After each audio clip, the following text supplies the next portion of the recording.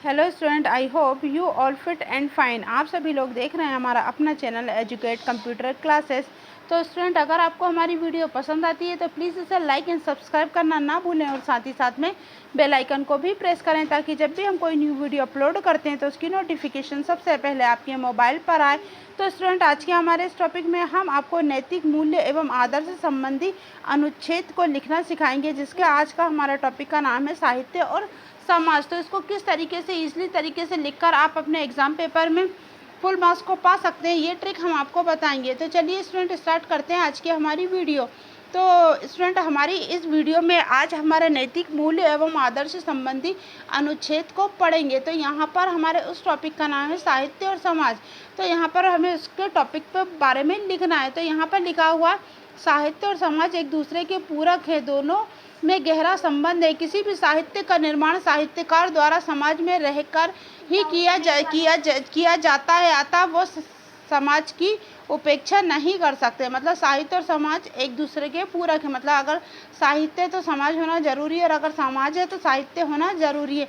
इन दोनों में गहरा संबंध है। किसी भी साहित्य का निर्माण साहित्यकार द्वारा समाज में रहकर ही किया जाता है। मतलब अगर किसी भी साहित्य का निर्माण करना है तो उस साहित्यकार को समाज में पहले रहना पड़ेगा, फिर उसके अकॉर्डिंग वो उस पर काम कर सकता है। अतः वो समाज की उपेक्षा नहीं कर सकते। जिस साहित्य में समाज की उपेक्षा की जाती है वह साहित्य समाज में आदर नहीं पाता। मतलब जो लोग समाज में रहकर साहित्य की बुराई करते हैं, उससे उनकी उपेक्षा करते हैं, तो उनका आदर नहीं करते, तो वो उनके लिए सही नहीं होते। अस्तित्व अविचरणीय साहित्य का क्षेत्र अत्यंत विशाल है। जो मतलब साहित्य का क्षेत्र है वो बहुत विशाल है। ये मनुष्य के विचारों का परिमार्जन करने के लिए साथ साथ उदारीकरण भी प्रस्तुत करता है। मतलब यहाँ पर क्या होता है, इंसानों के विचार के बारे में पता किया जाता है। प्रगतिशीलता का दूसरा नाम ही जीवन है। मतलब अगर जीवन में प्रगति है तो उसी का नाम जीवन है। ये प्रगति उच्च आदर्शों, महती कल्पनाओं और दृढ़ भावना के द्वारा ही संभव हो सकती है। ऐसे अनेक उदाहरण हैं जिनमें साहित्य द्वारा उच्च आदर्शों और दृढ़ भावनाओं की उपलब्धि संभव हुई है। समाज की उथल पुथल का साहित्य पर गहरा प्रभाव पड़ता है। कबीर ने समाज में फैली सामाजिक कुरीतियों को, खोखली मान्यताओं एवं ब्राह्मण आडंबरों के विरोध में अपनी आवाज़ उठाई है। इसी प्रकार साहित्य मुंशी प्रेमचंद ने अपने कहानियों एवं उपन्यास में से किसी न किसी की समस्या के प्रति संवेदना जताई है। इस प्रकार साहित्य समाज में दुष्परिणामों की बड़े ही मर्मस्पर्शी रूप में हमारे समक्ष लाता है। मतलब इसी प्रकार जो मुंशी प्रेमचंद ने, उनने भी उनके जो कहानी और उपन्यास किसी न किसी समस्या के प्रति संवेदना, मतलब जो भी चीज़ होती है, अगर आप उनके उपन्यास वगैरह या कहानियाँ पढ़ेंगे तो आपको ये अच्छे से समझ में आएगा कि वो किसी न किसी संवेदना के प्रति आवाज़ उठाते हैं या कुछ भी समझाना चाहते हैं। विभिन्न देशों में जितनी भी क्रांतियाँ हुई हैं वो सफल साहित्यकारों की देन है। मतलब जितनी भी क्रांतियाँ हुई है वो सफल साहित्यकारों की देन है।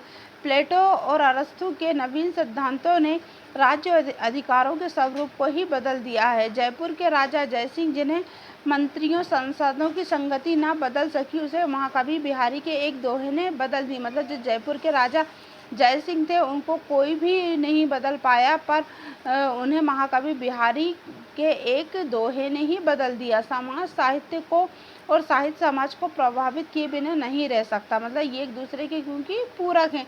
जिस समाज की जैसी परिस्थितियाँ होगी वैसा ही उनका साहित्य होगा। इसलिए साहित्य समाज की प्रतिध्वनि, प्रतिछाया और प्रतिबिंब है। अतः साहित्यकार को समाज का सहज प्रहेय कहना अनुचित न होगा। अतः साहित्य समाज का दर्पण होता है। साहित्य मानव जीवन का व्यापक प्रतिबिंब है और उसका मार्गदर्शन भी है। मतलब जो समाज और साहित्य वो एक दूसरे के पूरक है। जैसा हमारा साहित्य होगा वैसा ही हमारा समाज होगा, और अगर हमारा समाज जैसा होगा वैसा ही हमारा साहित्य होगा। पर साहित्य के जरिए हम लोगों को अच्छी संस्कृति दे सकते हैं। यहाँ पर फिर एक उन्होंने लिखा, अंधकार है वहाँ जहाँ आदित्य नहीं, मुर्दा है वहाँ देश जहाँ साहित्य नहीं। मतलब अंधकार वहाँ है जहाँ पर दिया नहीं है, पर आदित्य नहीं है। मुर्दा वह देश है जहाँ साहित्य मतलब वो देश पूरा मुर्दे के समान है जहाँ पर साहित्य नहीं है। और हमारे इस भारत देश में बहुत से ऐसे कवि हैं जिन्होंने उपन्यास और साहित्य को पढ़कर और कविताओं को पढ़कर लोग प्रेरित हुए हैं और अपने जीवन शैली को ही क्या अपने पूरे जीवन को बदल लिया है। इसका मतलब हमारे समाज पर हमारे साहित्य का बहुत गहरा असर पड़ता है। तो स्टूडेंट इस तरीके से आप नैतिक मूल्य एवं आदर्श संबंधी अनुच्छेद को अलग अलग टॉपिक में लिख सकते हैं। अगर आपका टॉपिक आता है साहित्य और समाज तो आप इस टाइप के पैराग्राफ उसमें लिखकर आ सकते हैं। तो स्टूडेंट अगर आपको इससे रिलेटेड और वीडियो चाहिए तो आप हमारे कमेंट बॉक्स में कमेंट करके बता सकते हैं। Thank you.